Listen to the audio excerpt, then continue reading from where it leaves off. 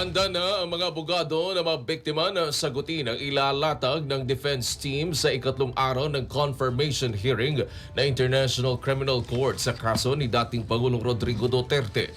Ngayong araw, Pebrero 26, ang defense team naman ni FPRRD ang magsusumite ng merits sa pre-trial chamber. Sa panayam ni Billionaire News Channel anchor Pinky Webb mula sa Dahig, sinabi ni Attorney Gilbert Andres na inaasahan na nilang magpapaliwanag ang defense team patungkol sa mga video ni FPRRD na naunang ipinakita ng prosecution.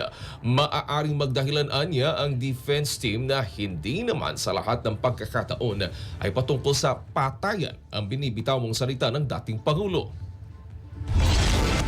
Well, sinabi naman ng defense during the opening statement, una, linagay nila yung geopolitical at Philippine political context. So, in-expect naman yan. Ikalawa, sinabi nila na allegedly, yung mga statements doon, Mr. Duterte, hindi naman talaga patay-patay lahat. Kunwari, mayroon din mga sinasabing due process, rule of law.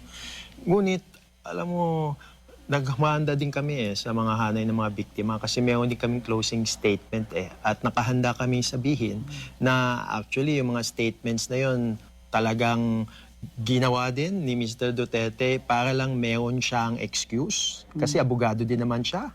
So part na rin yan ng kanyang modus operandi.